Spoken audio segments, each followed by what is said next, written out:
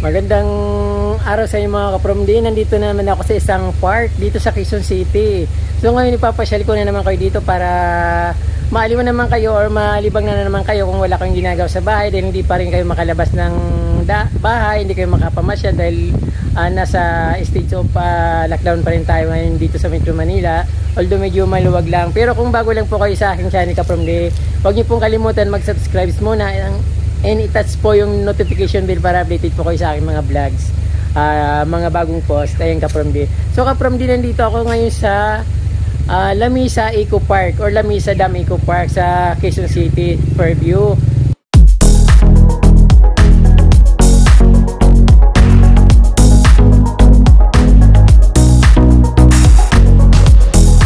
So ngayon ipapakita ko sa inyo yung magandang place kung anong makikita dito sa loob ng park. So actually, dito pa lang sa papasok ng park, makikita mo na refreshing kasi puro kahoy, ang gaganda, malalaking puno, para mga century old na yung puno. At siyempre, mapresko, mahangin, hindi katulad yun sa talagang nasa sentro, nasa syudad, yun sa pinakasentro sa mga bahay-bahay natin yun sa kung tagasan man kayo, basta bandang Metro Manila, napakainit, or kahit sa Bulacan siguro o Laguna, talagang mainit kayo yung ka-From-D kasi summer. So ngayon ka-From-D, papashoot ko kayo ngayon dito para ma-refresh kayo at maginhawahan naman ang yung loob na gustong-gusto nang lumabas ng bahay. Ayun ka-From-D, papasukin natin ang Lamisa Eco Park para makita natin kung anong mga interesting at makikita maganda dito. So ayan mga ka-From-D, welcome to Lamisa Eco Park. So ngayon papasok tayo dito sa park. Talagang nakakaano siya, nakaka-refreshing talaga. So dito pa lang makikita mo na yung guardhouse nila, kubo. Then yung parang pader, parang ginawang mga tawag dito, philodendron lime. Then may mga kasamang halaman na parang table plate. Yung mga ka-From-D. So ngayon yung makikita dito yung malalaking puno, parang nasa Quezon National Park o sa bandang Olongapo. Parang yung magandang eco park sa Olongapo, parang ganito rin, but mas similar sa Quezon National Park, dun sa parang zigzag na road na dinadaanan.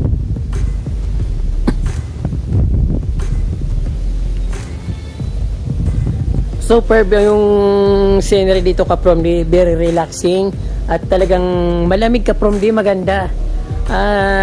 Siguro kung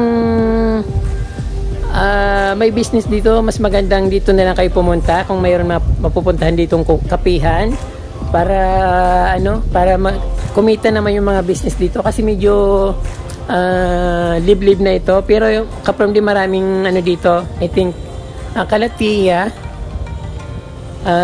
Hindi ko alam kung anong brand or variety ng Kalatiya, pero ito parang malaking Kalatiya, parang Amorata yara ito. Ayan, so ang lalaki ng dahon niya. Yan, napakaganda, lash na lash. Then syempre may kinrid, ay kung ano to, damkin. Then yung ka-From-D, alocasia na I think mamahalin din yung halaman nito. So syempre ka-From-D, Eco Park ito, pero hindi naman ito parang yung tindahan ng mga halaman. So maganda lang mamasyal dito, kaya ko gustong i-feature tong Lamisa Dam para may mapuntahan kayo dito. Nasa Quezon City kayo, nasa Manila, so magandang mamasyal dito ka-From-D. Ayan, parang nasa gubat. Kung nakikita nyo yun, tarang mafe-feel nyo na nasa gubat kayo.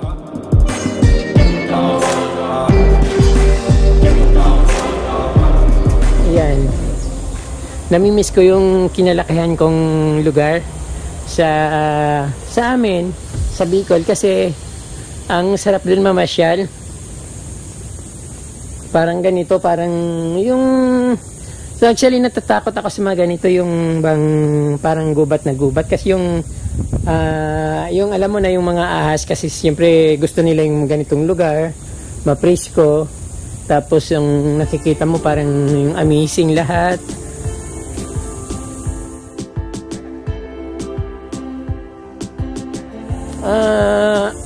Halaman din ito ka-From-D, pero itong niya, hindi ko alam kung anong klaseng halaman ito, but itong mga puno niya, pag pinuputol siya dito, so Parang napakarami niya dito. Hindi ko nga lang alam kung anong klaseng halaman yun. Pero ang ganda ng bulaklak. Ayun. So parang katulad, parang may yellow rin na ganyan eh. Parang nakikita ko sa ibang lugar. May ganun din na yellow. Kaprom din narinig ko yung mga ibon na ang sarap nagkakantahan sila.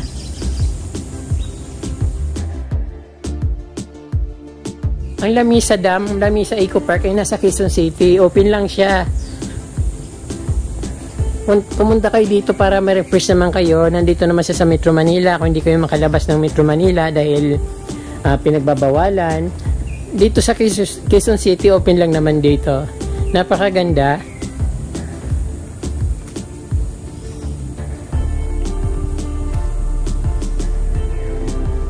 Napakaraming philodendron sa baba, sa daanan, sa gilid ng kalsada mismo. At napakaganda nung flame tree ba yung tawag dito. Ang sa taas kaprom, di parang autumn. Wow. Masyadong mataas pero napakaganda ng kulay niya. Pulang-pula. Ayan. Parang pula ba yun or orange? Red orange na lang para medyo mix. Kasi hindi naman siya pula pero medyo pink. Ay medyo orange. Ayan.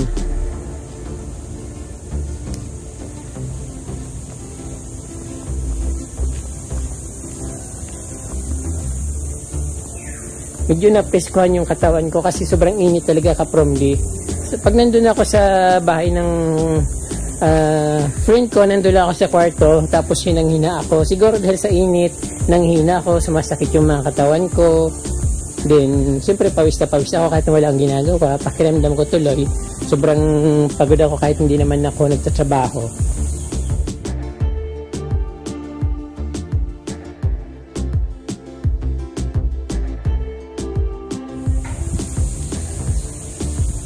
Napakaganda, napaka-lush.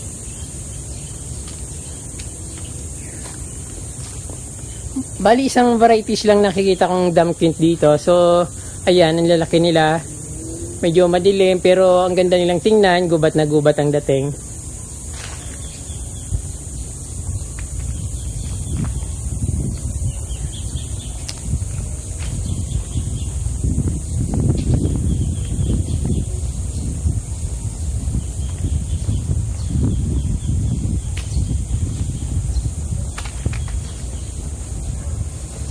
Nagkalat din yung mga kalatia dito. Mostly damkin and kalatia yung halaman dito. Tapos yung pinakita ko na may bulaklak na puti. Meron din silang crouton pero hindi maganda yung kulay kasi nasa ilalim ng mga puno. So mas gusto ng crouton yung initan sila. Ito isang, I think, hindi ito crouton. Mayroon din ako nito sa bahay. Maliit pa, pero okay na siya. Maganda rin itong halaman na ito. Hindi ko lang alam kung ano pangalan niya. Kamukha siya ng crouton. Dito kaprom din napakaraming kalatia. Yun, ang lalaki niya. Wow, napakalas nito. So, ngayon lang ako nakakitang malalaki dito, yung binibili sa, hindi naman ito kaprom di mga expensive na plant yung kalatia na ito, pero maganda siya. Mahal din siguro ito pag binili, pero yung hindi naman ganun kamahal, hindi katulad yung mga kalatia dote, parang ganun. So, dalawang variety yung kalatia dito kaprom di. Ito. Kalatia, basta kalatia. Nakakalimutan ko kaprom di. Actually, alam ko na yung mga pangalan nito. Kaya lang, pag nandiyon na ako sa harap niya, hindi ko na maalala. So, dalawang kalatia yung nandito, magkatabi sila. Yung isa parang natutuyo na siguro dahil sa sobrang init. Then, yung isang giant alocasia na nandaan alocasia, kalatia. So, tatlong kalatia na yung nakita ko na nandito sa Lamisa Eco Park. So, maganda ito kaprom di. Alam ko mamahalin din ito. Ayan. Ang mga halaman dito. Sa mga yung mga palm na malalaki na, Then yung mga giant na trees nandito rin.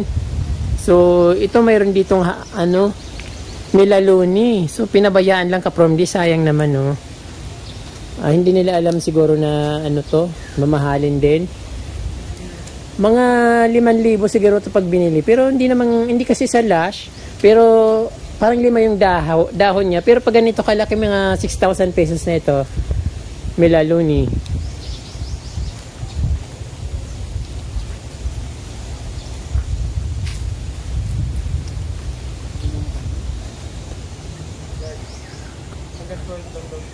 Well, pero ayaw mo na, sinta ka ng guide, sabi mo, palabas na tayo. Yes, boss.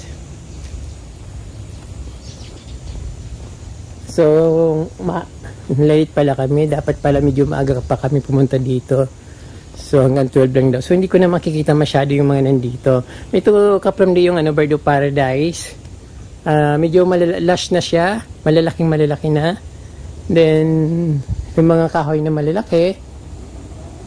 Ayan. So, napakagandang pasyalan dito ka-from kaso hanggang 12 o'clock lang daw dito. Good afternoon. Good afternoon, sir. Sir, close na po tayo. Close na. Pwede pong palabas na rin ako. Apo, palabas na po. Opo. Hanggang 12 lang po tayo sa operation na. Sayang, hindi pa kami na umabot.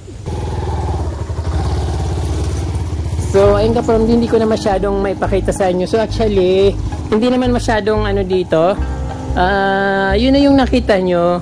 Pero, yung yung sa dulo kasi, once na ako nakapunta dito, yung may mga parang greenhouse na pwedeng i-accommodate yung mga namamasyal. But yung operation daw is hanggang simula ng 6 o'clock to 12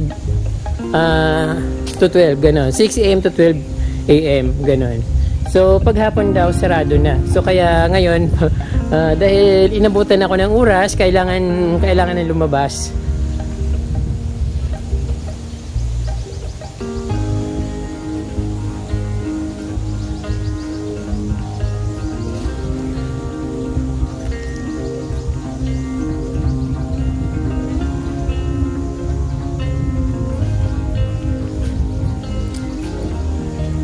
Ang bilis naman ng pamamasyal ko. Hindi man lang ako pinawisan ng konti.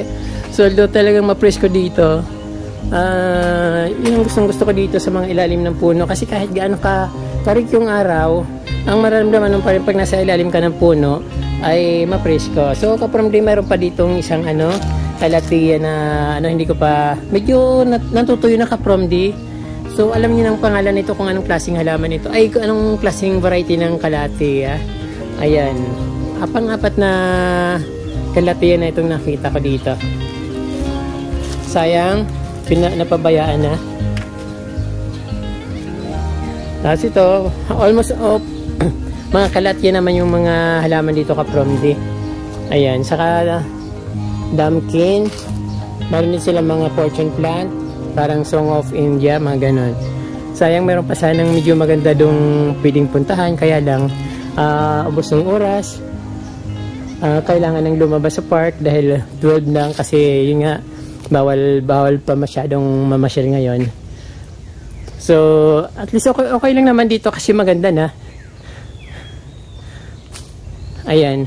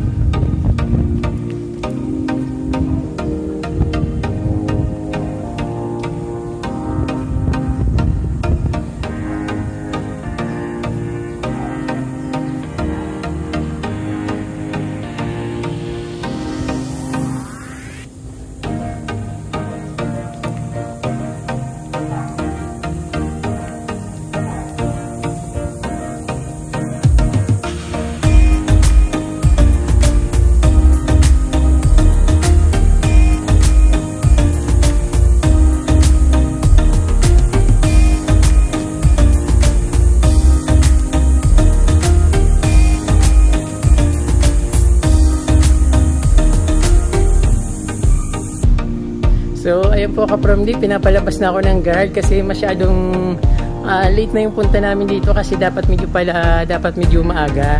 Kasi hanggang 12 noon lang yung open nila. So pumunta kami dito magti-12 na. Nakaka 10 minuto pa nga lang ako naglalakad. Tapos papunta pala ako doon sa pinaka-looban. So kailangan ko nang lumabas. Pero Kapromdi, napakaganda dito. Try yung pumunta dito, napakaganda. Pero kung pupunta kayo dito Kapromdi, dapat medyo maaga. Alas 6 ng umaga yung open nila hanggang alas 12 lang. Kaya kung gusto niyo magtambay, ma-refreshment lang kayo kahit papano. Dito sa Lamesa Eco Park sa Quezon City, Fairview. Ayan po. Fairview, Quezon City. Ang Lamesa Eco Park. Maraming salamat sa inyong mga Kapromdi. Salamat sa inyong panonood. Wag po sana kayo magsawang manood at pakishare naman po yung video at kung bago lang po kayo sa aking vlog, huwag niyo pong kalimutan mag-subscribe at i-touch ang notification bell para updated po kayo sa aking mga bagong post. Kaya po maraming salamat kay Kapromdi. Diyos mabalos po.